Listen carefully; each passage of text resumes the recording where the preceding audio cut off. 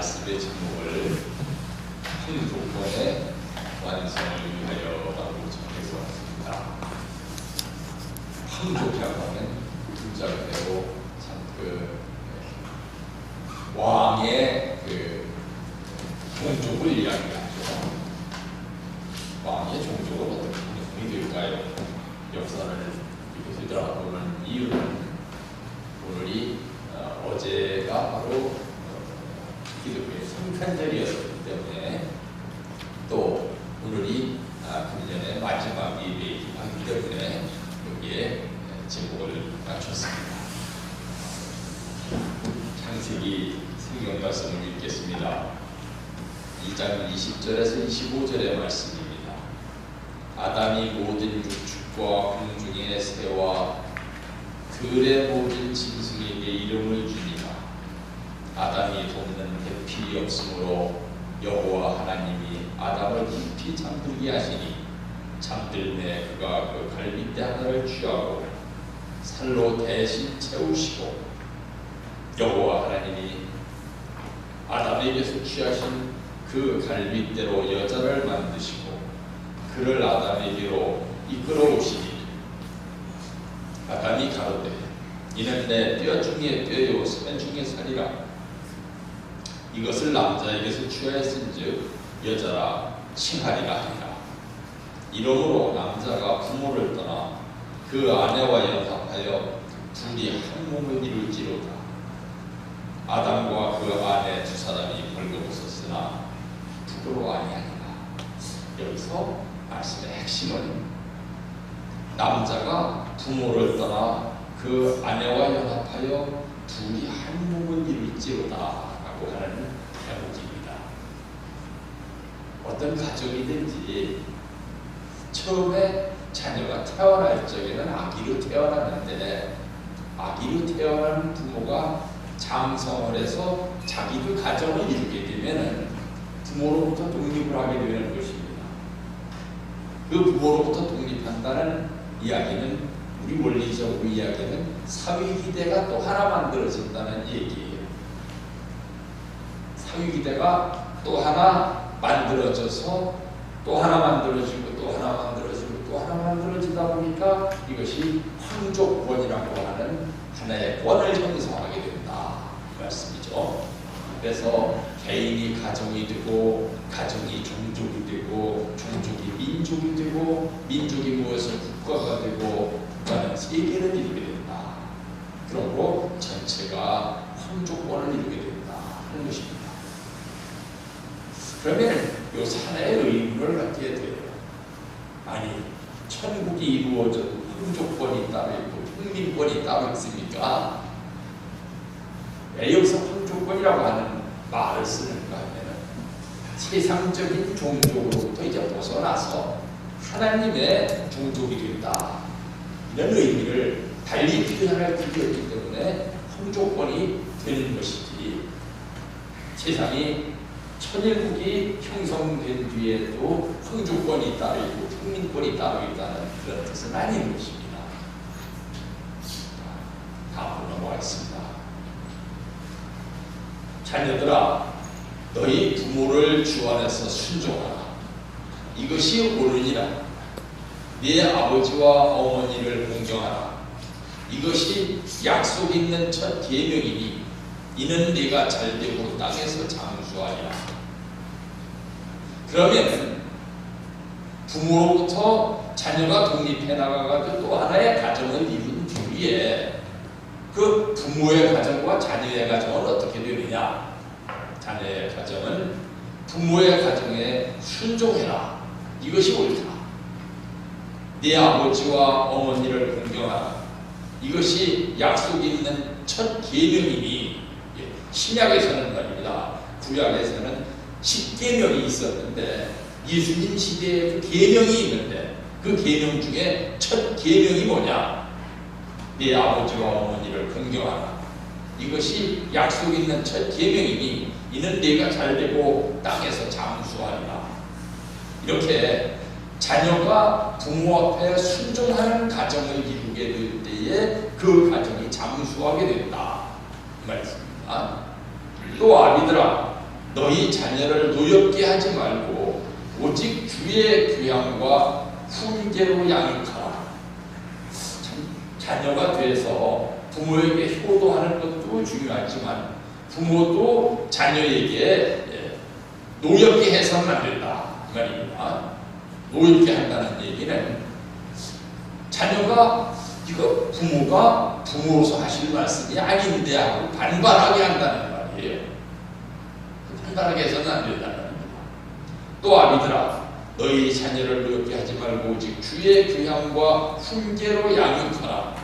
종들아 두려워하고 떨며 성실한 마음으로 육체의 성전에게 순종하기를 그리스도께 하듯 하여 눈가림만 하여 사람을 기쁘게 하는 자처럼 하지 말고 그리스도의 종들처럼 마음으로 하나님의 뜻을 행하여 단 마음으로 섬기기를 주께 하듯 하고 사람들에게 하듯 하지 말라. 남의 아랫사람이 돼서 윗사람을 섬길 때에는 윗사람 앞에서 아부만 하지 말고 진정 마음으로 섬겨라 이 말씀이요.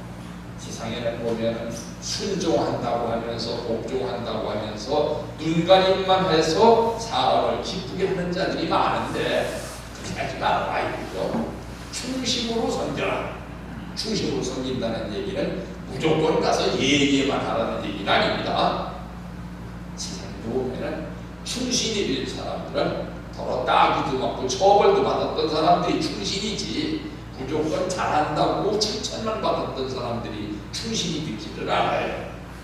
칭찬만 받았던 사람들은 그에 배반해 나가더라고요. 100% 충성한다고 하는 사람은 100% 배반할 가능성이 있는 사람들이에요.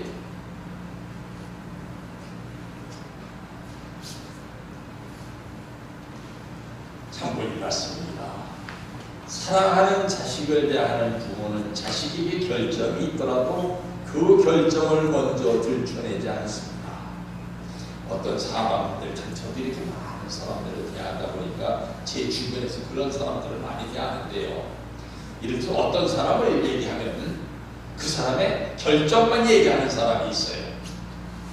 대화하면서 우리 어떤 사람 어떻습니까? 하면 그 사람이요 학교 다닐 때 공부도 지지리도 못했었고요 성품도 어떻고 나쁜 얘기만 하는 사람이 있습니다. 그런 사람은 좀 가까이 해서는 안 돼요. 그런 사람을 가까이 하면 반드시 해를 입힙니다.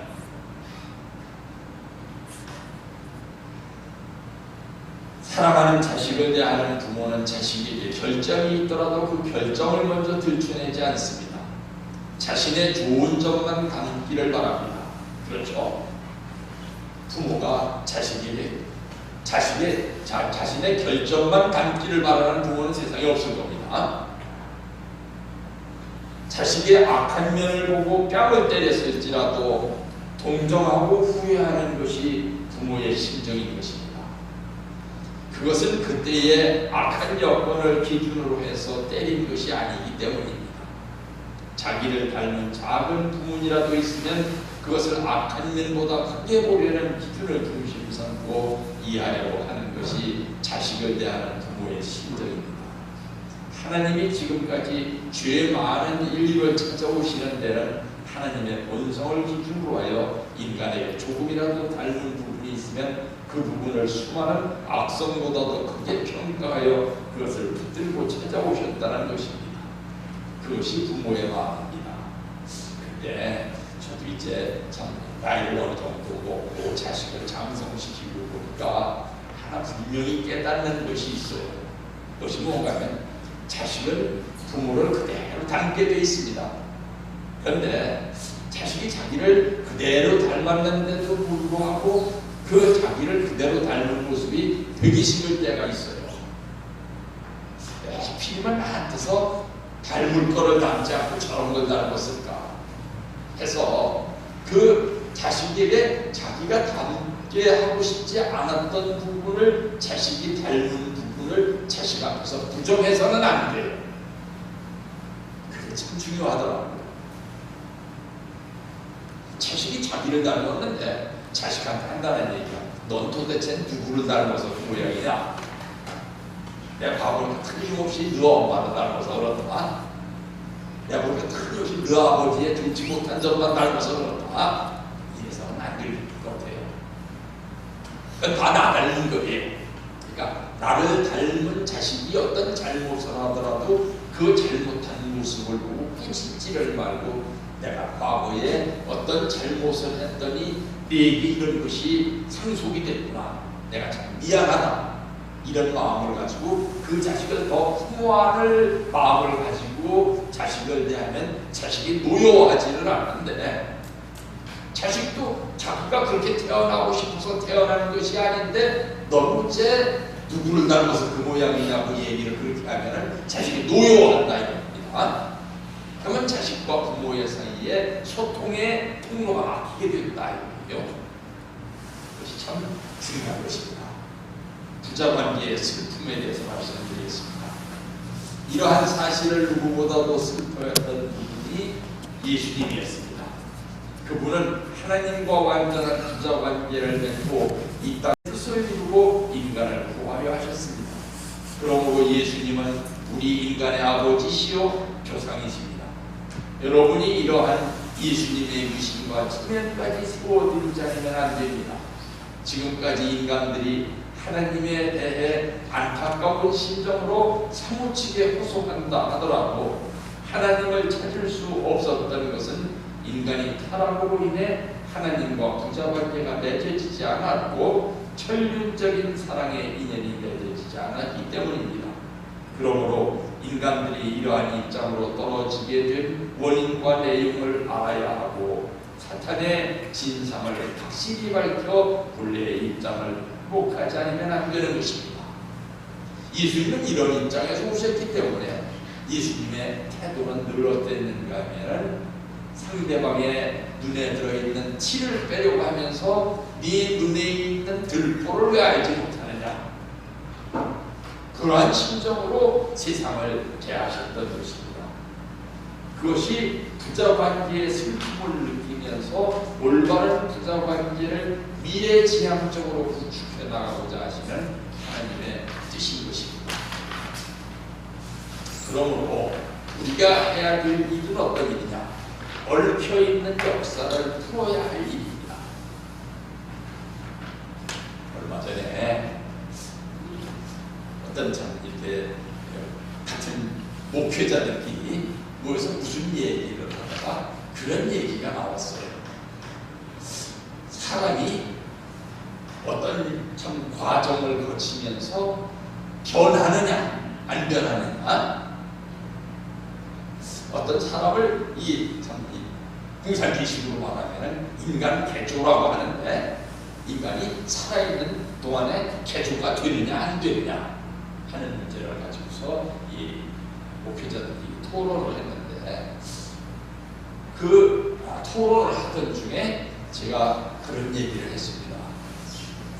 어느 날 한남동 공관에서 이날 참모님 모시고서 교부장들이 같이 회의를 하다가 아버님이 좀 이렇게 뭐랄까요, 그걸 틈을 준다 그러니까 뭐라 표현하게 그러는데 그때 교부장들이 아버님이 어떤 질문을 할 수 있는 그런 분위기를 만들어 주셨어요. 그랬더니 누구였었던지는 생각이 안 나는데 어떤 분이 질문을 했어요. 아버님, 우리가 언제쯤 우리 몸과 마음에서 원죄가 없어집니까? 하고 여쭈었더니 아버님 말씀이 지금 뜻밖의 말씀을 하셨어요. 뭐라고 생각하면 나같이 살아야 3대쯤 지나가고 나면 원죄가 없어진다. 이거요. 무슨 깜짝 놀랐습니다. 아니, 아버님은 원죄가 완전히 없는 분인 줄 알았는데 나같이 살아야 3대쯤 가면은 원죄가 없어진다. 이거요. 그러면 저희는 어떻습니까? 그랬더니 열심히 사생결단의 각오를 가지고 살아야 7대쯤 지나야 원죄가 완전히 없어진다. 그러니까 우리 생전에 나 자신이 변하지는 않는다는 얘기. 쉽게 얘기하면 물론 변하는 경우도 있죠. 눈에 띄게, 그죠? 근데 그것이 변에 따라서 그거를 퍼센티지로 따져서 하늘이 보시기에도 이게 변할 것이냐. 예를 들어서 바울이라고 하는 사람이 있었는데 전에는 예수를 믿는 사람들마다 잡아서 죽이는 그런 일을 하고 있었던 바울이 어느 날 하늘의 음성을 듣고서 개과천선을 해가지고서 예수님의 참 충실한 제자가 된 것. 물론 변한 건데 그 정도 변하는 걸 가지고서 하늘이 보시기에 변하는 건 아니다 이거예요. 정말 변해서 우리가 원죄에 있던 모습에서 원죄 없는 모습으로 변했다 할 때에는 참 사생결단의 각오를 가지고 절대 신앙과 절대 사랑과 절대 복종을 하면서 살아야 7대쯤 지나가고 나면 원죄가 없어진다. 그러니까 아버님같이 살아야 3대쯤 가면 원죄가 없어진다 하는 말씀을 하셨는데 우리의 사명은 뭐냐? 얽혀있는 역사를 풀어야 된다. 얼마 전에 말입니다. 우리 교회 사무실에 1층에 있는 사무실에 이 온풍기가 갑자기 고장이 났어요. 냉방기하고 온방기를 경험하고 있는 그 에어컨 말입니다. 그게 고장이 났어요. 어떻게 고장이 났는가 하면은 키면은 한 1분도 안 돼가지고서 저절로 꺼져버리는 겁니다. 그러니까 또 키고 또 키고 또 켜도 1분만 지나고 나면 또 꺼져버려요. 그래서 난방이 안 되는 겁니다. 그래서 우리 그 난방기를 만든 메이커인 삼성전자에다가 전화를 했습니다. 이런 모델을 우리가 지금 운영을 하고 있는데 이게 고장이 난 것 같습니다. 그랬더니 신고를 받은 아가씨가 묻는 거예요. 이런 현상이 일어나고 있습니다. 이런 현상이 일어나고 있습니다. 이러면 그 앞에 계기판에 그러면은 벽에 가가지고 콘센트를 뺐다가 끼워보세요. 그래서 콘센트를 뺐다 끼우면 괜찮습니까? 그랬더니 예. 그렇게 한 뒤에 그래서 콘센트를 뺐다 보질라 그랬더니 전에 우리 이소민 집사님이 등산을 어떻게 하는가 하면은 이 스위치를 껐다가 키도록 되어 있어요.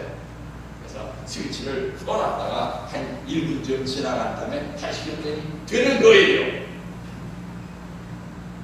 이게 왜 그렇게 됐는가 하면 요즘에 나오는 고급 전자기기들은 전부 그 안에 컴퓨터 프로그램으로 되어 있습니다. 그죠? 근데 우리가 그거를 껐다가 켰다 이러다 보니까 그 안에 컴퓨터 프로그램이 막 얽힌 거예요. 그래서 꺼놓고서 한 1분 정도 기다렸다가 다시 키니까 자체적으로 컴퓨터 프로그램이 초기화가 되어가지고서 정상적으로 작동이 된 겁니다. 무슨 얘기를 하고 이렇게 긴 얘기를 했습니까? 우리가 살아가면서도 인간과 인간 사이에는 물론이고 인간과 하나님과의 관계에 있어서도 잘 얽혀져 있는 실타래가 있으면 그 프로그램을 초기화해야 된다는 말입니다. 그래서 정상적인 프로그램으로 돌려놓으면 될 일을 이게 고장났다 생각을 할 수 있다는 것이에요. 그죠? 하나님의 정성과 우리의 정성을 모으자는 것입니다. 그렇게 해서 지금 해방을 받자는 것이 아니라 이 시대를 지나 앞으로 창건할 천국에 대한 이념을 바라보고 나아가자는 것입니다. 우리가 뭐를 어떻게 하면은 금방 모든 것이 다 해결된 줄 알고 이렇게 했는데도 왜 안 돼? 특히 인간관계에서 얘기입니다. 하면서 모두가 또 근본적인 부정을 하기가 쉬운데 그것은 해결된 것이 아니라 이거고요. 그러므로 어떤 일을 해서 그것이 풀렸다고 생각을 하면은 풀린 것이 아니라 그 순간부터 미래를 향해서 창건할 천국에 대한 이념을 바라보고 나가자는 결의인데 그것이 다 풀렸다고 생각해서는 안 된다 이거예요. 이런 풀린 경우도 있습니다. 예를 들어서 청평에 가가지고 주상회원을 했는데 주상회원을 하고 왔는데 이 안 풀려. 너는 부상형을 하겠다는 내 결의를 표명한 것이므로 그 순간에부터 내가 미래를 향해서 잘 출발을 하겠다는 것이지 그 순간에 다 해결됐다는 것은 아니다 이거요. 아까 말씀드린 것 같이 나같이 살아야 300점 지나가고 나면 원죄가 없어지는 거니까 지금 출발하겠다는 것이지 내가 어떻게 원죄가 다 처음되는 것이 아니다 이 말입니다. 이 천국은 하나님이 인류를 구원하시려고 섭리의 목적이 되고 타락한 인류가 지향하는 목적이 되는 것입니다. 그렇기 때문에 여러분에게 정성을 드리라고 하는 것입니다. 여러분은 정성 드리는 법도를 알아야 합니다. 삼강오륜이 기록된 유교경전에 잘 쓰여 있습니다. 그런 사상도 다 정성 드리는 법도를 알려주기 위해서 있는 것이라고 봅니다. 하나님도 그 방향으로 섭리를 해나간다는 것입니다. 인간이 최고로 소망하는 것은 무엇이고 하나님이 최고로 소망하는 것은 무엇입니까? 복귀섭리의 과정에 머무는 것도 아니고 타락권인 이 세상에서 사는 것도 아닌 것입니다. 그러니 그 소원이 무엇이냐? 그러한 틀에서 벗어나는 것입니다. 벗어나는 데는 그냥 벗어나는 것이 아니라 지금까지 얽혀있는 역사를 모두 풀고서 벗어나야 된다는 것입니다. 그래서 어떤 문제가 생기면 그거를 살고 차근차근 풀 생각을 해야지 그 문제를 하루아침에 풀려고 하다 보면 더 어려집니다. 아니고요. 우리 식구들 가운데서도 그런 분들이 가끔 있습니다. 그런 일이 있으면 확 그걸 해치우면 그 뒤로부터 그냥 모든 게 다 해결이 되는데 왜 강하게 하지를 않고 그렇게 유하게 하느냐 이렇게 따지는 분들이 있는데 강하게 해서 된 일이면 더 유하게 더 문제를 풀려고 해야지 그걸 우격다짐으로 해서는 안 된다는 것이에요. 마태복음 1장에 보면은 하나님이 얽혀져 있는 문제를 어떻게 푸셨는가 하는 것을 볼 수가 있습니다. 마태복음 1장 1절에 보면은 아마 여러분들 앞에 몇 번 말씀을 드렸으니까 이 문제는 다시 읽지는 않겠습니다. 아브라함과 다윗의 자손 예수 그리스도의 세대라고 해가지고 아브라함이 이삭을 낳고 이삭은 야곱을 낳고 야곱은 유다와 그의 형제를 낳고 쭉 나오면서 14대를 3번 거듭한 후에 예수님이 태어나셨다 하는 얘기가 나옵니다.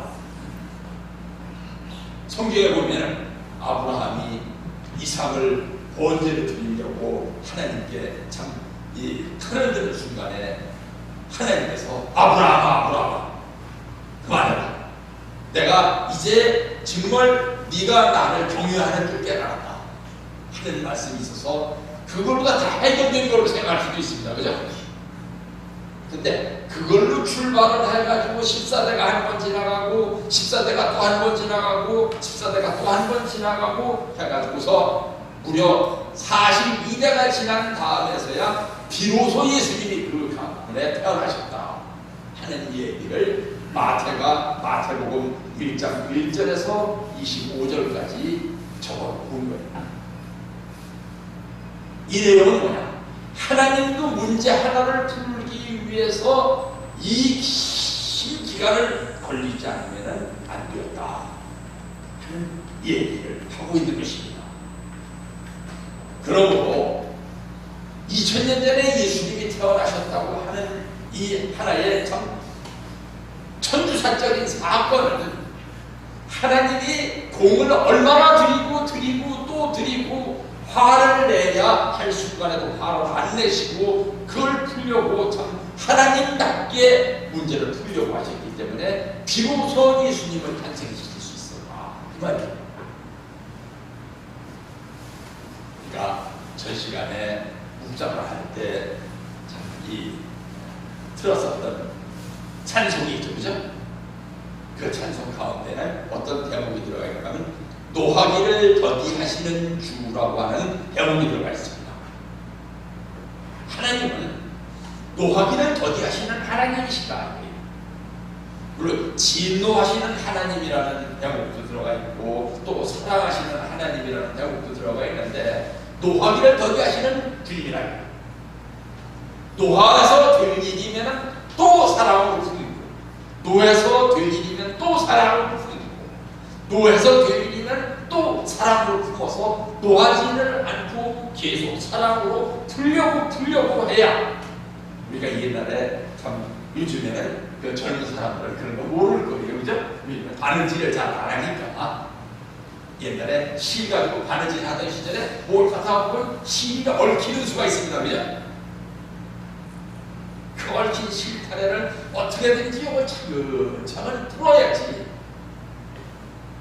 성질난다고 뚝 끊어버리고 그걸 버려버리고 새 실로만 쓰는 사람, 이런 사람은 인생을 풀지를 못해요. 끊어서 될 일이면 또 풀려고 해야겠어. 엉켜서 버리려고 하다가는 다시 또 품어서 그걸 풀려고 애써서 실타를 어떻게든지 풀어야지. 그 얽힌 것을 그대로서는 무슨 말입니까? 하나님께서 마태복음 1장 1절에서부터 25절까지의 말씀을 보면 예수님 한 분을 탄생시키기 위해서 2000년 전에 일시키기 위해서는 하나님의 4000년의 노고가 있었다. 그 내용들을 여기 기록하고 있습니다. 이 야곱이 참 성경 가운데 보면 야곱은 참 위대한 인물입니다. 야곱을 보는 사람들이 뭐만 보는가 하면은 야곱이 그 자기 형 예수한테 떡하고 패틱하고 해가지고서 장자권을 산 거, 아니면은 야곱이 돌아가서 예수한테 자기 가지고 있는 양떼, 소떼 다 바치고 거기서 신체기대를 가진 것, 여기까지만 야곱의 업적이라고 생각하는 사람들이 많아요. 근데 야곱이 정말 위대한 것은 창세기 49장 1절에서부터 9절까지 나옵니다. 이 창세기 49장은 어떤 장면인가 하면은 이제 창세기가 끝나는 장면이에요. 야곱이 죽음으로써 창세기가 끝납니다.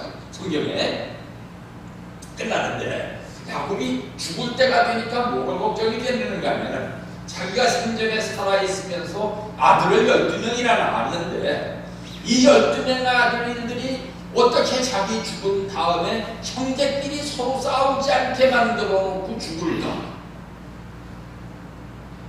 인류 역사의 범죄가 어디서부터 시작됐습니까?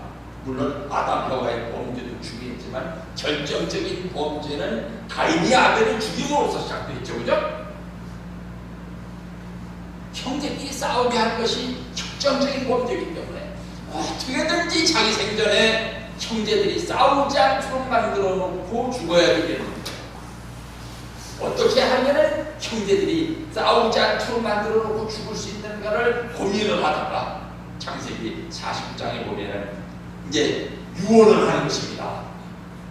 야곱이 그 아들들을 불러 이르되 너희는 모이라. 너희의 후일에 당할 일을 내가 너희에게 이르리라. 너희는 모여 들으라. 야곱의 아들들아, 너희 아비 이스라엘에게 들을지어다. 르우벤아, 너는 내 장자요 나의 능력이요 나의 기력의 시작이라. 유광이 초등하고 권능이 탁월하도다마는 물에 끓음 같았은즉, 물이 불을 떼가지고 물을 끓이면 확 끓다가 불을 빼면 확 식히잖아요, 그죠? 그래서는 안 된다. 이 사람이 한결같아야 되는데 너는 물에 끓음 같았은즉 너는 탑을지 못하리니 네가 아비의 침상에 올라 더럽혔으니로다. 한때의 정욕을 참지를 못해가지고서 아비의 첩을 네가 범했다 이거예요. 시몬과 레위는 형제요 그들의 칼은 잔해하는 기계로다. 내가 그들의 모의에 상관하지 말지어다. 내 영광아 그들의 집회에 참여하지 말지어다. 그들이 그 분노대로 사람을 죽이고 그 혈기대로 소의 발목 힘줄을 끊었으리로다. 그 노역이 혹독하니 저주를 받을 것이요 불기가 맹렬하니 저주를 받을 것이다. 내가 그들을 야곱 중에서 나누며 이스라엘 중에서 흩으리로다. 유다야 너는 네 형제의 찬송이 되어지라. 네 손이 네 원수의 목을 잡을 것이요 네 아비의 아들들이 네 앞에 절하리로다. 유다는 사자새끼로다. 내 아들아 너는 움킬 것을 찢고 올라가도다. 그의 엎드리고 온 구름이 숫사자 같고 암사자 같으니 누가 그를 범할 수 있으랴. 여기서 이 야곱이 죽을 때가 내가 가만히 생각해 보니까 12 아들 가운데서 제일 고마웠었던 아들이 누구였겠어요? 여러분들이 생각해 보기에는 요셉이라고 생각할 수도 있겠죠, 그죠? 형제들이 다 굶어 죽는 걸 해결해 줬으니까, 최고 출세했었으니까. 그런데 이 성경 말씀에 보면은 야곱이 제일 고마워하는 아들은 넷째 아들인 유다입니다. 왜 넷째 아들에게 고마웠는가 하면 나중에 알고 보니까 다른 아들들은 요셉을 죽이려고 했어요. 근데 루벤은 이 요셉을 죽이려고 하는 동생들을 말리려고 하다가 비겁하게 빠져버렸어요. 자기가 장자의 직분을 스스로 포기해버렸어요. 그런데 이 유다는 끝까지 문제를 해결하려고 그걸 포기를 하지 않고 들어가가지고서 그러면 그러면 죽이지 말고 우물에 빠뜨리자. 그래가지고 분노를 사기게 만든 다음에 장사꾼이 지나가니까 장사꾼에다 팔아넘겼어요. 그래서 살게 해줬어요. 그러니까 이 야곱이 일생을 통해서 아들들 12아들이 있는데 그 12아들 가운데서 제일 고마웠었다는 아들이 누구냐? 유다가 고맙다는 말입니다. 그때 형제들 가운데서 아무도 요셉을 살릴 사람이 없었는데 이 유다가 주동이 돼가지고 넷째 아들이 자기 그 제일 사랑하는 아들인 요셉을 살려줬으니 얼마나 고마웠겠어요. 그래서 여기서 뭐라고 얘기를 하는가 하면은 너는 움킨 것을 찢고 올라갔도다 이렇게 했습니다. 이게 뭔가 하면은 네 원래 첫째 아들이 아닌데 첫째 아들 역할을 네가 스스로 했도다 이 말이에요. 우리 세상에 보면 그런 사람들 있죠. 자기 주제도 모르고 나서가지고 뭘 어떡한다 이래서 좀 밉살스러운 경우도 있지만 그 사람이 아니었으면 문제가 이렇게 해결되지 못할 사람이 있단 말입니다. 그래서 그 문제를 그 사람이 해결하고서 그 위치를 차지하는 사람이 있어요. 정확한 비유가 될지는 모르겠습니다만 전에 잠깐 얘기한 적이 있죠. 우리 미국 협회장을 맡아가지고 있는 닥터 마이클 제스킨스라고 하는 사람이 있는데 비판하려고 하는 사람이 하는 일이 아니라 원래 그 주식이 그러니까 PP였었어요. 근데 김영훈 선교사님이 가가지고서 미국에 가가지고서 미국 사람들 백인들을 전도하려고 하니까 제일 먼저 전도할 수 있는 흔한 사람들이 뭐 있었는가 하면 길거리에서 쓰러져가지고 머리 이렇게 기르고 1년 12달 세수도 안 하고 마약에 술에 취해 있어 막이 그냥 정말 타락해서 살고 있는 사람들 가운데서 한 사람을 건져낸 사람이 이 마이클 제이킨스인데 그때 마이클 제이킨스만 전도가 된 것이 아니에요. 더 훌륭하고 잘생긴 사람들도 많았어요. 그런데 이 많은 그 동료 같이 전도됐었던 백인들 가운데서 마이클 제이킨스가 스스로 성장해가지고 그냥 우뚝 솟버렸어요. 그 자리에. 이 야곱, 유다도 그런 사람이었었다 아니에요. 마태복음 12절에 보면 이런 말씀이 나옵니다. 세례 요한의 때부터 천국은 침노를 당하니 침노하는 자는 빼앗깁니다. 세례 요한이 어떻게 했어요? 원래 예수님을 섬기는 수제자가 돼야 될 사람인데 자기가 그 역할을 안 해버렸어요. 그래서 그 수제자의 자리를 누가에게 뺏겼습니까? 베드로에게 뺏겼어요. 열심히 노력을 해가지고 그 자리까지 올라온 사람이 수제자가 되느니라 하는 말씀을 세례 요한의 때부터 천국은 침노를 당하니 침노하는 자는 뺏느니라 하고 여기서 말씀하셨다는 말입니다. 우리 한번 베드로에 대해서 다시 한번 생각해 보자고. 누가 누가 베드로를 너 오늘부터 수제자가 되라 하고 임명을 해서 주제가 된 게 아니에요. 가이사라 빌립보라고 하는 좀 아는 항구 도시가 있었는데 그 항구 도시에서 예수님이 12제자를 모아서 물었어요. 다 12제자는 이미 임명되어 있었던 사람들입니다. 너 나를 뭐라고 생각하니? 그랬더니 한 사람은 선지자라고 하대요. 너는 나를 뭐라고 생각하니? 선생님이라고 하대요. 남들이 뭐라고 하더라 이 말입니다. 나는 그렇게 생각 안 한다 이거예요. 남들이 뭐라고 하더라. 쭉 11제자에게 물은 다음에 마지막으로 베드로한테 물었어요. 너는 나를 뭐라고 생각하냐 했더니 그때 왜 예수님이 마지막으로 베드로에게 물었는가 말이에요. 다른 사람들은 이렇게 예수님이 그 심각한 말씀을 하시는데도 딴 데나 쳐다보고 별로 중요하게 생각하지 않았어요. 그 순간을.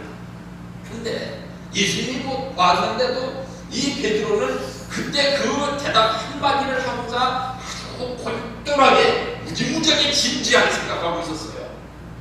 그러니까 저 사람이 결론을 내릴 때까지 기다려보자 하는 마음에서 11제자한테 다 물어봤다는 말입니다.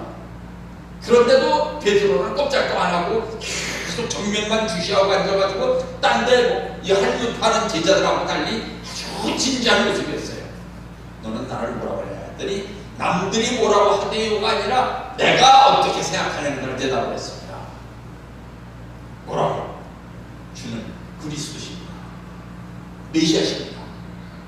그랬더니 정말 저도 말입니다. 진주교에 재직하면서 어디 그런 분이 한 분 있었으면 무지무지하게 기뻤을 거예요. 무슨 설교하는 시간에 한 번도 그런 얘기 한 적이 없는데 예수님이 내가 메시아라는 말을 한 적이 없는데 그렇게 생각하고 남아서 아주 진지하게 대답한 거예요. 선생님 메시아십니다. 그리스도십니다. 예수님이 12제자를 모아놓고 날마다 소규의 경일기 같은 그런 일만 한 줄 알았는데 깨닫는 제자가 하나 있었구나. 그래서 기뻐하신 거죠. 여기 야곱도 죽을 날이 돼가지고서 12아들 가운데 물론 요셉이 출세를 했고 그 집안도 제일 번창을 했지만 그 요셉을 살게 해서 요셉으로 하여금 나머지 형제들을 다 구원하게 한 유다가 고마웠다는 말입니다. 그래서 뭐라 그러느냐, 내가 너를 원래 장자로서 놓으려고 했었던 것도 아니고 너한테 특별히 잘해준 것도 없는데 네가 움킨 것을 짚고 올라갔구나. 네 스스로 네 환경을 극복하고 훌륭한 사람이 됐구나. 네가 리더가 됐구나. 그래서 여기서 야곱이 유다를 찬양을 했는데 아닌 게 아니라 그 유다의 후손 가운데서 계속 좋은 사람이 나왔어요.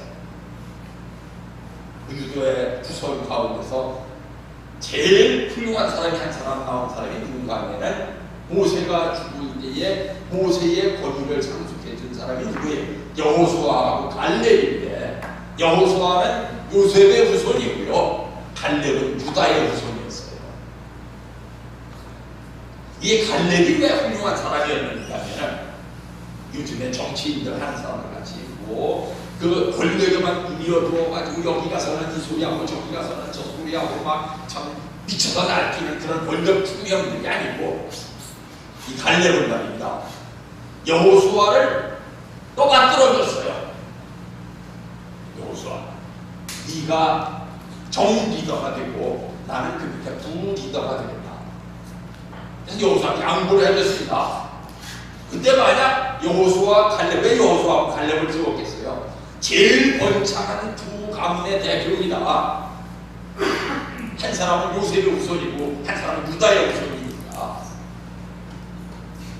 그랬는데 이 유다의 후손인 갈렙이 요셉의 후손인 여호수아한테 스스로 양보를 했어요.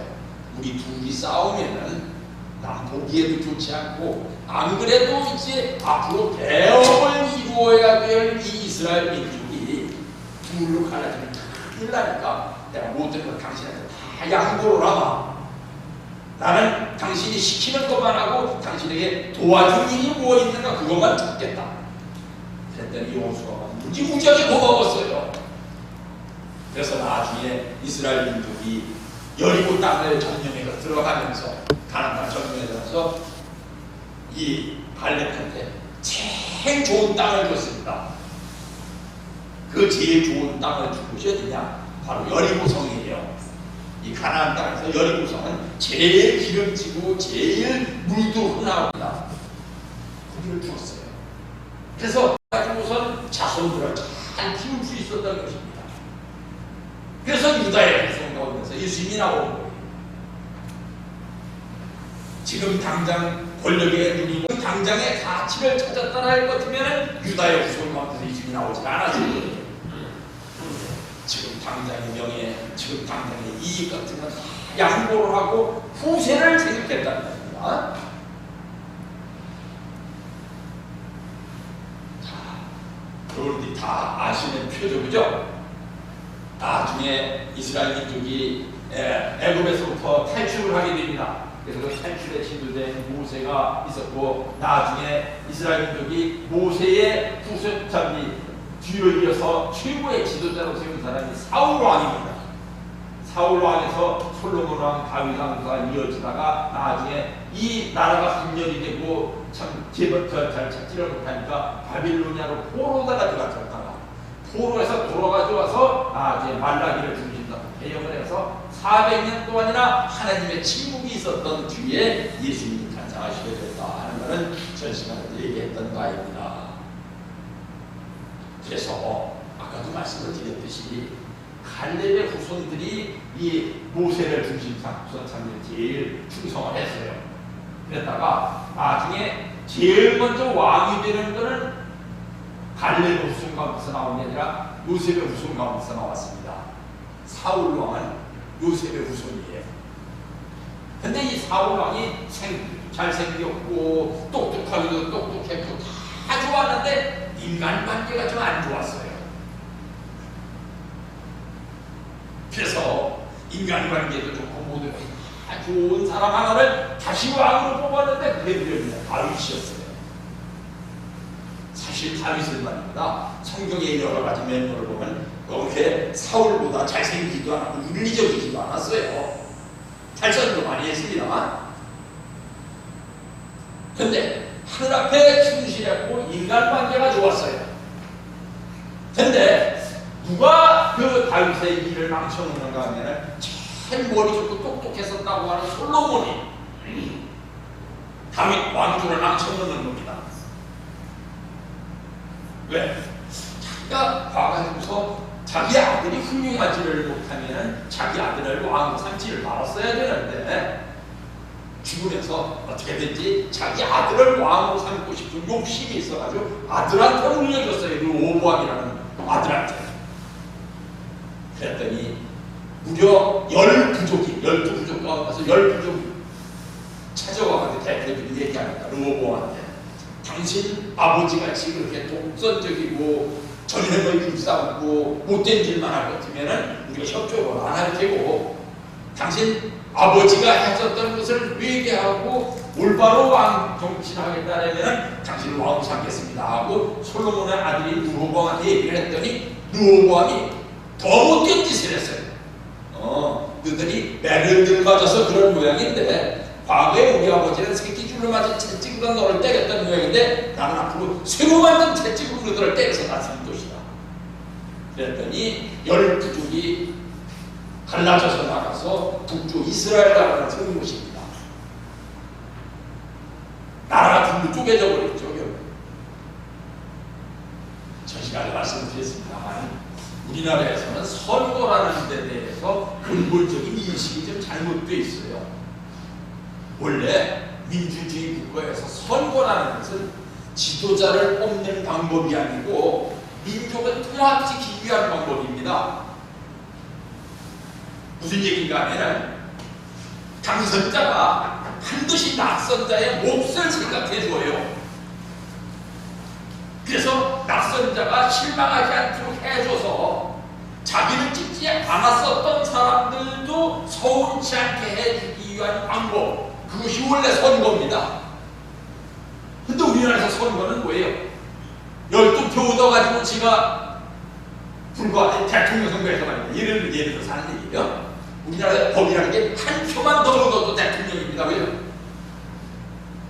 한 표만 더 얻어서 지가 대통령이 됐는데도 자기가 모든 표를 독식한 것처럼 자기 마음대로 전행을 해버리고 낙선자에 대해서는 완전히 무차별 만들어버리는 이런 정신이 있기 때문에 우리나라는 꼭 선거 끝나고 나면 나라가 둘로 쪼개집니다. 우리가 중국 원리에서 두익하고 뭐 엄청 이상적인 제도 같이 얘기합니다만 선진국에서 사실상 두익하고 있어요. 지금 일본 가보세요. 공산당도 있고 사회당도 있고 다 살아있잖아요. 거기서 국회의원도 있고 다 있어요. 근데 우리는 지금까지 하나의 바퀴만 가지고서 굴러가려고 하다 보니까 늘 나머지 하나의 바퀴는 삐걱거렸다는 얘기예요. 이런 성경의 교훈을 제대로 이해를 하지를 못하고 성경의 교훈을 설교를 하는 목사들도 딴소리를 했기 때문이에요. 야곱이 훌륭했었다는 것은 실체 기대를 만드는 것도 중요했지만 12아들이 싸우지 않도록 죽으면서 교통정리를 잘해주고 죽는 것, 그게 야곱이 훌륭한 점이에요. 근데 그 뒤에 얘기는 우리 원리에서도 하지 않습니다. 그냥 잘못입니다.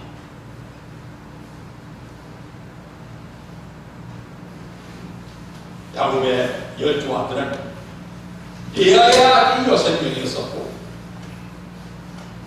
그리고 레아의 첫째 아들이 또 있었고, 또 라헬의 아들이 있었고, 라헬의 라헬의 몸종의 아들이 또 있었습니다. 이렇게 해서 12지파가 있었는데요. 이들이 12지파를 이렇게 이루고 살았습니다. 땅을 나누고 사는데 이렇게 보면은 좀 구분이 잘 안 되죠, 그죠? 이렇게 보면 구분이 됩니다. 제일 좋은 땅이라는 얘기는 왜 제일 좋은 땅인가 하면 여기를 차지했다는 말이에요. 누가가 애굽에서 탈출해 나온 뒤에 늘 이스라엘 민족은 남쪽으로부터의 침략은 그렇게 중요하지 않았어요. 그러니까 남쪽에는 넓은 사막이 있거든요. 그래서 그 사막은 쳐들어와도 바로 알고 쳐들어오기도 힘들었어요. 근데 북쪽에서 늘 많이 쳐들어왔습니다. 우리나라 지금 형 비슷해요.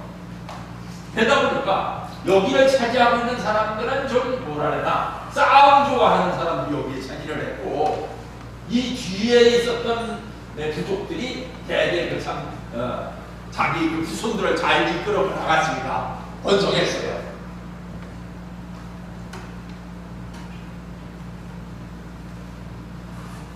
우리 자손들이 부모를 존경해야 됩니다.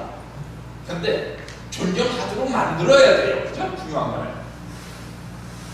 자식이 부모를 존경을 하려고 하는데도 부모가 그 자식의 존경을 받을 기회를 스스로 뿌리치는 경우가 있습니다. 우리나라 옛날 그 일화가 있죠. 어떤 아들이 평생을 부효자 소리만 듣고 살았는데 이 부효자 소리를 듣고 있는 아들이 어느 날 효도를 좀 하고 싶었어요. 자기가 효자라는 얘기를 듣고 싶었어요. 그래서 효자로 이름난 친구 집에 가서 어떻게 그 아들이 하는가를 봤더니 옛날에 참 방들이 국을 제대로 못해서 추웠으니까 잠잘 시간이 되니까 아버지 차리를 그 아들이 켜더니 먼저 그 아버지 이불 속에 들어가가지고 자기 치호를 가지고 이불을 따뜻하게 녹인 다음에 자 아버님 이제 따뜻해졌으니까 들어가 주무세요 하는 걸 봤어요. 부효자가 그걸 보더니 아니 저거 쉽다 나도 한번 해봐야겠다. 집에 와가지고 어느 날 들어와가지고 아버지 이불을 폈습니다 했더니 아버지가 그걸 가꾸자하게 또 쳐다보면서 저놈의 새끼가 무슨 짓을 하려고 또 와서 이불을 다 펴줄까. 그 이불 속에 아들이 들어가는 걸 보더니 이 천하의 못된 놈이 뒤에 그 이불 속에 들어간다고 담배 떼가지고 크게 쬐때는 겁니다. 그랬더니 아들이 이불 속에서 튀어나와서 하니까 애비 같아야 또도가 되지. 아들이 아버지에게 효도를 하려면 아버지가 아들이 효도할 수 있는 환경을 조성을 해줘야 돼요. 그런데 이 성경에 보면 며느리가 시어머니한테 아주 지극히 효도를 했었던 며느리 얘기가 있어가지고 그게 성경에 책 한 권으로 꾸며져 있습니다. 이스라엘 민족은 다부장제 사회고 남성 중심 사회인데 여성 이름으로 된 책 한 권이 있다는 것은 참 대단한 거예요. 그 책이 어떤 책이냐? 룻기라고 하는 책이에요. 룻이라고 하는 며느리가 시어머니 나오미한테 얼마나 잘했는지를, 그래서 얼마나 복을 받게 됐는지를 책 한 권으로 만들어 놨는데, 이 룻이 나중에 예수님의 조상명단에 들어가게 됩니다. 이 룻은 원래 이스라엘 여자가 아니고 이방 여자예요. 요즘으로 다문화 가정에서 예수님이 태어나신 겁니다. 그들이 소리를 높여 울더니 오르바는 그 시므에게 입맞추되 롯은 그를 북쫓았다.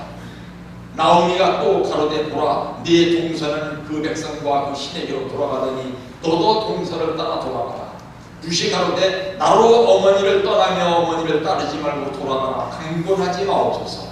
어머니께서 가시는 곳에 나도 가고 어머니께서 유숙하시는 곳에서 나도 유숙하겠나이다. 어머니의 백성이 나의 백성이 되고 어머니의 하나님이 나의 하나님이 되시리니 어머니께서 죽으시는 곳에서 나도 죽어 거기 장사될 것이라. 만일 내가 죽는 일 외에 어머니와 떠나면 여호와께서 내게 벌을 내리시고 더 내리시기를 원하나이다. 나오미가 룻에 자기와 함께 가기로 굳게 결심함을 보고 그에게 말하기를 그치니라. 나오미라고 하는 여자가 이스라엘 땅에 아닌 모압 땅에 가서 살았어요. 아들이 둘이 있었는데 모압 여인 둘을 며느리로 맞이했습니다. 근데 무슨 기박한 팔자로 아들 둘을 다 앞세워버렸어요. 먼저 죽었어요, 아들 둘이. 그러니까 며느리 둘이 다 바보가 됐다는 말입니다. 젊은 나이에. 그래서 시어머니 나오미가 모압 여자인 두 며느리를 데려다 얘기하는 거예요. 너희들 아직 둘 다 젊고 내 아들 둘은 다 죽었고 그들에게 다행인지 불행인지 아들도 하나도 없고 딸도 하나도 없으니 이제 다시 계약을 해서 가서 행복하게 살아라. 그랬더니 며느리 하나는 울면서 갈게요 어머니 안녕히 가세요 하고선 딴 데 쉬고 가버렸어요. 근데 며느리 하나가 어머니 나를 며느리로 두시지 않고 딴 데 가서 살라 하시는, 나를 죽으러 하시는 말씀입니다. 나는 죽어도 살아도 어머니하고 같이 살 거예요. 어머니의 하나님이 내 하나님이고 어머니의 민족이 내 민족입니다. 또 간청을 하니까 나오미가 그래 할 수 없다. 네가 그렇게 결심이 굳다면은 나 이제 가나안 땅으로 돌아가는데 그럼 같이 갈래? 당연히 같이 가야죠. 가서 어머니를 얼마나 효도당하고 오셨는지 그 지방에서 제일 부자가 그 과부를 눈앞에 자기 눈여겨 두었어요. 그래서 그 부자가 나중에 자기 아내로 삼고 그 장모를 자기 어머니처럼 모시게 됩니다. 그 가문에서 예수님이 태어나시는 거예요.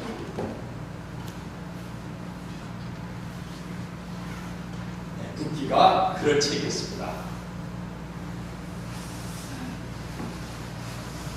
시간이 없으니까 이제 한번 드리겠습니다.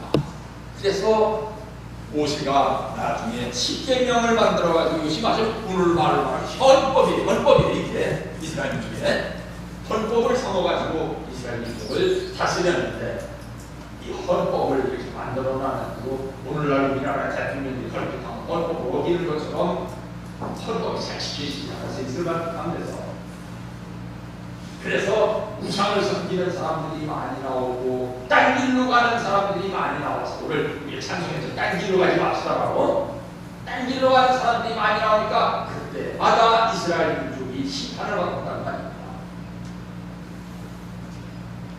우리는 헌법이 있습니다. 뭡니까? 맹세적이죠. 요즘 우리가 훈독하고 있는 양윤영 선생님의 책을 쓰신 그 양윤영 선생님이 뭐냐면 맹세 성가를 작사 작곡하신 분입니다. 이 나의 맹세라는 것이 옛날에 있었고 오늘 배웠으니까 가정 맹세라는 것이 있는데 이렇게 맹세를 하고 나서도 우리가 잘 지키지를 않으면 아무 소용이 없어요. 하나님이 한 중심인물을 세우실 적에는 그 중심인물에 대해서 절대적으로 세우시는 게 아닙니다. 왜? 인간이 책임 분담을 못하는 경우가 많거든요. 예를 들면 아까도 말씀드렸듯이 세례 요한이라고 하는 인물을 예수님의 수제자가 되라고 미리 보내서 존경도 받고 미리 보내서 참 훌륭한 사람으로 키워놨더니 훌륭하게 키워놓은 탓에 덕분에가 아니라 훌륭하게 키워놓은 탓에 그 훌륭한 사람이 되니까 모가지가 걷어져가지고 예수님 앞에 순종을 안 했어요. 그러니까 세례 요한은 목자리에서 죽게 되고 그 자리를 베드로가 차지했다. 그러므로 중심인물에 대한 예정이라고 하는 것은 절대적인 것이 아닙니다. 글쎄, 이 마지막 판에 와서 아까도 읽었지만 야곱이 죽으면서 두 가지 생각을 했을 거예요. 야, 연한 형제야, 네 비록 막내 동생에서 두 번째 동생이지만 11번째 아들이거든요. 요셉이 12명 가운데 11번째 아들한테 11명의 형제들이 다 순종해라. 왜? 요셉이 그런 꿈도 꿨어요. 그죠? 11명의 형제가 다 요셉한테 와서 전하는 꿈도 꿨었어요. 그리고 그런 꿈이 한 1차적으로 이루어지기도 했었죠. 그런데 나중에 죽을 때에 대해서는 누구가 뭐라고 얘기하냐? 야, 이 유다를 갖다 줘서 나머지 형제들이 너한테 가서 전할 것이다 라고 야곱이 사람이 이러는 말입니다. 이 예언을 바꿔요.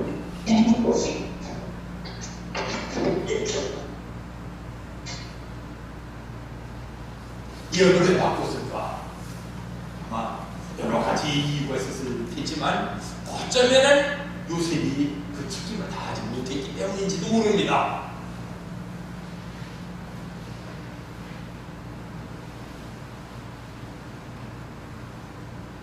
중심인물에 대한 예정은 상대적이다. 그 중심인물이 책임을 다하지 못하면 바꾼다는 말입니다. 유다같이 원래 중심인물이 아니었는데 자기를 발목을 잡고 있었던 그 장로가 찢고 올라가는 사람도 있단 말입니다. 베드로도 그렇게 된 사람이고, 예. 그래서 아버님께서 뭐라고 하셨는가 하면 하나님은 중심인물에 대해서는 매우 냉혹하신 분이다 이렇게 말씀하셨습니다. 우리 속담에도 그런 말이 있죠. 일본에도 그런 속담인지 모르겠습니다. 한국 속담에 미운 자식에게는 떡을 하나 더 주고 사랑하는 자식한테는 배를 한 차례 더 때린다는 말이 있습니다. 하나님도 차라리 수제자가 아니고 멀리 있는 제자들에 대해서는 굉장히 온건하게 하시고 사랑으로 품으시는데 왜? 그 사람들은 가르쳐줘도 잘 모르는 사람들이니까. 그 사람들이 노엽게 하면 안 되잖아요. 그런데 자기 가까이에 있는 사람한테는 굉장히 내어가시다는 겁니다. 아버님도 그런 분이었어요. 아버님 주변에 참 가까이 있는 제자들이 사는 겁니다. 아버님이 늘 코디아 섬에 있으면서 알래스카로 불러다가 수련을 시켰는데 그 수련이라는 건 뭔가 하면 가까이 있는 분들한테 혹독한 그 수련을 시켰고 절대신앙, 절대사랑, 절대복종을 하도록 만든 그런 수련이에요. 수련이 알래스카 수련이. 거기서 뭐 원리 강의 듣는 것도 아니고 뭐 집에 음식을 하는 것도 아니고 단식을 한 것도 없어요. 오늘은 네가 나하고 배 타고 나가자. 그 인력 편주를 타고 알래스카에 그 슈라시는 파도 속으로 나가면은 나가가지고 막 똥문까지 막 이런 겁니다. 혹독한 시련을 못 이겨가지고서 돌아가지고 그냥 송화해버린 분도 있어요. 그만큼이나 하나님은 중심인물에 대해서는 매우 냉혹하신 분입니다. 이어서 읽겠습니다.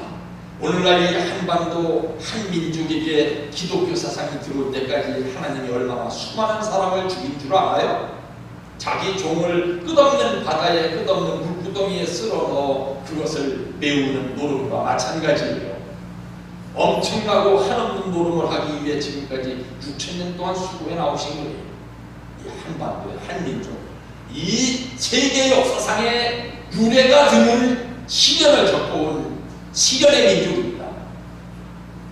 제가 말했다. 69년도 이때쯤에 고등학교 3학년 때 아버님께서 수생이로 불러모셔가지고 성화 십사회들이 다 모였는데 그때 그런 말씀을 하시더라고요. 69년도에 앞으로 머지않아서 한국이 일본보다 더 잘 될 때가 온다. 참 힘치 말씀드렸는데 고백하는 겁니다. 아버님도 실험하시는 그래서 내가 놀아주면서 그때 어떻게 한국이 일본보다 더 잘 살게 됐다는 그 예언을 믿을 수 있었겠어요. 근데 며칠 전에 일본에서 나왔더라고요. 그 예언이 조금만 더 가면 한 GDP에서 국내 총생산에서 일본을 능가하게 됩니다. 일본 학자들이 한 얘기예요. 그러니까 저 예언이 이루어지느라고 60년이 걸렸구나. 현생을 했습니다. 제가 왜 이 말씀을 드리는가 하면 중심인물, 중심민족에게는 혹독한 신령을 주시는 분이 하나님이시다. 그렇지만 방계민족에게 있어서는 그렇게 심한 시련을 주시지 않는다고요. 그런데 그 혹독한 시련을 받는 중심인물이나 중심민족이 하늘을 원망하고 하늘을 배반할 때에는 하늘도 어쩌실 수 없다는 겁니다. 이스라엘 민족이 배반을 했잖아요. 어쩔 수 없다 이거겠잖아요. 하나님 얼마나 무서운 분이에요. 하나님 앞에 점잖게 버티고 앉아서 내가 만만세 통치자여 주권자여 중심이다 이렇게 자랑하는 그 앞에 들어가서 밀고 들어가가지고 이거 자리 치우시오 내가 앉겠다고 할 때 무엇을 가지고 사랑의 티켓을 딱 가지고 당신 이상 사랑할 수 있는 사람이 여기 있으니 자리만 내줘보소 한데 하나님이 자리를 내주겠어요? 안 내주겠어요? 내줍니다. 뭐예요? 내주겠어요? 안 내주겠어요? 내줍니다. 하나님 보좌도 내주게 할 수 있는 특권적인 힘이 있다 하시면 누가 더 사랑하는 사람이 있으면 더 사랑하는 민족이 있으면 더 사랑하는 가운데서는 그만한 인물이 또 나온다는 겁니다. 그런데 그 자리를 스스로 자기가 차지하겠다고 박이 터지게 돼야 되는 그런 사람, 그런 민족에게 있어서는 계속 복이 줄어든다는 겁니다. 하나님 얼마나 까다로운 분인 줄 알아요? 원칙이 어긋나는 용서가 없어요. 그렇기 때문에 사람의 마음을 갖출 수 있고 사람과 화합할 수 있어야 됩니다. 하나님을 모시는 훈련 중에 그 이상 빠른 훈련이 없어요. 어떤 훈련이 제일 빠른 훈련이라고요? 사람과 화합하는 훈련. 아마 요셉은 총리 대신 자리에 있다 보니까 자기 열한 형제하고 화합할 시간이 없었을 거예요. 스스로 권위도 세워야 해. 애국 사람들 눈치도 봐야 했고. 그런데 유다는 자기가 네 번째 형이면서도 네 번째 형이라는 권위를 버리고 형제들하고 화합한 것이 아마 유다가 야곱이 죽을 때에 야곱이 예언하면서 네 열한 형제가 너한테 가서 절하게 될 것이다 하고 옛날에 하나님께서 요셉에게 예정하셨던 일을 유다의 야곱이 바꾸는 그런 역사의 주인이 되는 동기가 됐을 것이다 이랍니다. 오늘 말씀의 제목은 뭡니까? 황족권을 완성하기 위해서예요. 황족권을 완성하기 위한 사람은 어떤 일을 해야 되느냐? 스스로 자기의 자리가 어떤 자리할지라도 더 낮은 자리로 내려와서 상대방을 섬기고 자기의 위치를 스스로 양보할 줄 아는 사람이 될 때, 그러면서도 또 자기를 귀하게 할 수 있을 때, 그럴 때에 그 사람이 황족권을 이룰 수 있는 중심이 될 것이다 하는 말씀이 오늘의 긴 말씀입니다만 그 중심 내용이었습니다. 그래서 예의를 지키는 것이 중요합니다. 그죠? 예라는 건 뭐 어디 가가지고선 일부에서 비굴하게 하는지 예만 아니에요. 때에 따라서는 남 앞에 지도자의 위치에 있으면 지도자의 책임을 다하는 것도 예입니다. 그래서 자녀들아, 너희 부모를 순종하라. 이것이 옳으니라. 네 아버지와 어머니를 공경하라. 이것이 약속 있는 첫 계명이니 너희가 잘 되고 땅에서 장수하리라. 또 아비들아, 너희 자녀를 노엽게 하지 말고 오직 주의 교양과 훈계로 양육하라.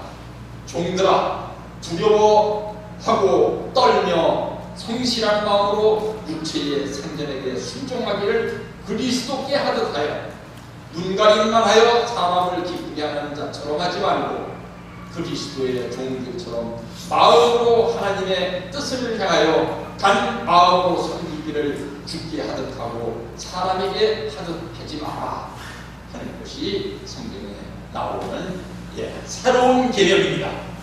신약에서 내려진 첫 번째 계명입니다. 우리 엊그제 목요일에 부산 가정교회에서 모여서 신경상국 홈천치 컨퍼런스라는 걸 했습니다. 홈천치라는 거. 저도 이제 얼마 안 있으면 정립팀에 나가서 이제 홈천치를 하면서 마지막 여생을 보내야 될 사람인데 지금부터도 좀 솔직히 말해서 두려워요.